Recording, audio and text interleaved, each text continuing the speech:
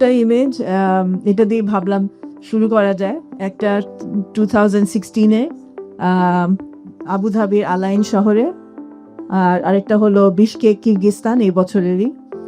R apart from আমার weight gain ছাড়া basically অনেক চেঞ্জ দেখা যাচ্ছে এখানে। তার মধ্যে একটা হলো আপনারা দেখতে পাচ্ছেন যে his highness the Aga Khan has changed. So প্রথমে ছিলেন প্রিন্স করিম আগা খান, আর এখন his highness prince Rahim Aga Khan. So এটা একটা বড় চেঞ্জ বলা যেতে পারে। আর এছাড়া এটা তো বাইতুর রউফ মসজিদের জন্য, এটা খুদি বাড়ির জন্য। এই পর্যন্ত কাউকে আগা খান অ্যাওয়ার্ড দুইবার অ্যাওয়ার্ড দেয় নাই। হ্যাঁ, এবং এটা ওরা যথেষ্ট করে যাতে করে হয় না যে বারবার একই মানুষ না পেয়ে নতুন নতুন প্রজেক্ট আসুক, নতুন আর্কিটেক্টরা আসুক, এরকম একটা থেকেই হয় generally. So between this two times, এই যে 16 আর 2025 এর মাঝখানে আমি অবশ্য স্টিয়ারিং কমিটির মেম্বার হিসাবে সাইকেল ছিলাম। এটা his highness Prince Karim Aga খান, ওনার একটা ইনভিটেশন থাকে সাধারণত স্টিয়ারিং কমিটির জন্য। তো আমি একটু ছোট করে আগা খান অ্যাওয়ার্ড, যেহেতু অনেকদিন ধরে ওদের সাথে কাজ করি সেই কারণে একটু বলতে পারি। মেইনলি স্টিয়ারিং কমিটিটাই is chaired by his highness. আর এখন তো ওনার বদলে এখন আসবে নেক্সট আগা খান উনি। আর বেসিক্যালি কমিটিটাতে প্র্যাকটিসিং আর্কিটেক্ট, তারপরে স্কলার্স, হ্যাঁ, তারপর ডিফারেন্ট ফিল্ডের মানুষ থাকে, যেমন ফিলসফার্স, তারপর আপনার ডিফারেন্ট ডাইভার্সিটি, ডিফারেন্ট রিজন থেকে মানুষজনকে নিয়ে এসে একটা কমিটি করা হয়।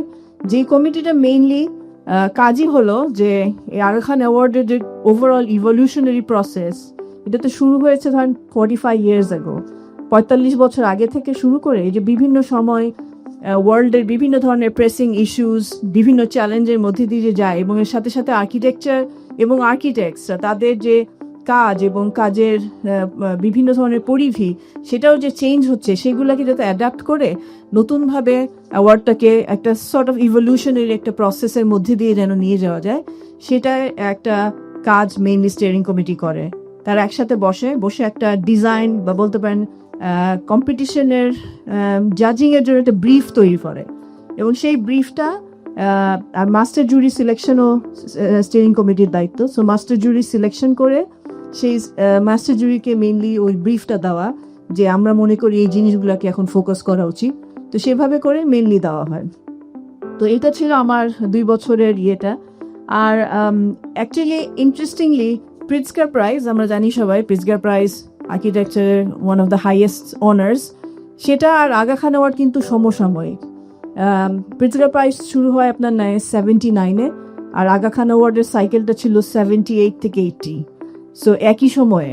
কিন্তু ইন্টারেস্টিংলি আগা খান অ্যাওয়ার্ডের কাজটা শুরু হয় 1970 থেকে, এবং 70 থেকে মেইনলি প্রিন্স করিম আগা খান উনার মনে হলো যে আমাদের যে বিল্ট এনভায়রনমেন্ট, আমি এখানে কিছুটা লিখেছি যে absence of design thinking that is unique response to the place, decline of built environment and its impact on quality of life, resistance against cheap copy of foreign architectural design with no connection with local architecture, disappearance of old architectural relics that hold value to the Islamic world, loss of cultural identity. এই বিষয়গুলাই mainly ওনার একটা focus ছিল। এবং পরবর্তীতে উনি যেটা করেন 70-তে বেশ কিছু scholars, architects, practising architects from different আমাদের ইসলামিক রিজন থেকে বা আমাদের রিজনাল এরিয়া থেকে, যেমন ইনক্লুডিং চার্লস কোরিয়াও, সো এদেরকে নিয়ে একটা গ্রুপ ফর্ম করেন, এবং তারা for the next full decade বলতে পারেন আপনার 70s, এন্টায়ার 70 টাইমটাই সেমিনার আফটার সেমিনার করে যায় বিভিন্ন জায়গাতে, বিভিন্ন শহরে, যেগুলা আমাদের বলতে পারেন Islamically from Islamic point of view important cities, প্রত্যেকটা জায়গাতে যে এক ধরনের সেমিনারের পর সেমিনার চলতে থাকে। পরবর্তীতে যেটা আলটিমেটলি আলাপের মাধ্যমে আসছে যে ইসলামিক আর্কিটেকচার বলতে আসলে কোনো ইন্ডিভিজুয়াল বা কোনো এন্টিটি নাই। There is nothing called in Islamic architecture as such, but there is this whole area of diversity in the entire Islamic region, যেটা should be celebrated and should be also highlighted through this award. So এটা ছিল একটা major outcome. এখানে লিখেছি আমি, Islamic architecture is not a single entity. The diversity and plurality is recognized as a strength and a dominant source of creativity, and that the award would seek to revive. So এটাই main উদ্দেশ্য ছিল আর কি। তো একটু just যদি বলি যে এই স্টিয়ারিং কমিটি মাস্টার জুরি ঠিক করে, অ্যাজ ইউ নো, এবং মাস্টার জুরির কাজ হচ্ছে পরবর্তীতে যেই নমিনেশনের মাধ্যমে যে প্রজেক্টগুলো আসে সেগুলো থেকে একটা শর্ট লিস্টিং করা, এবং শর্ট লিস্টিংটাকে আবার অনসাইট রিভিউয়ার, ফটোগ্রাফার, ভিডিওগ্রাফার যে এটাকে আরও যাচাই বাছাই করে পরবর্তীতে এই শর্ট লিস্টেড প্রজেক্টগুলো থেকে ফাইনাল উইনার চুজ করা হয়। সো আমাদের দেশে আমরা we have up till now 14 overall short listed projects, তার মধ্যে 9 উইনার্স। হ্যাঁ, এবং এটা কিন্তু অনেক বড় একটা নাম্বার, 9 উইনার্স। হ্যাঁ, 9টা প্রজেক্ট আগা খান অ্যাওয়ার্ড পেয়েছে। এটা one of the highest numbers বলতে পারেন।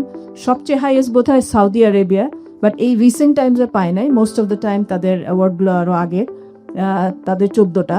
এছাড়া ইরান আর বাংলাদেশে আছে 9টা করে অ্যাওয়ার্ড। হ্যাঁ, সো এখানে আমরা লিস্টগুলো অলরেডি জানি, দেখেছি, সো এটাতে আর না গেলাম।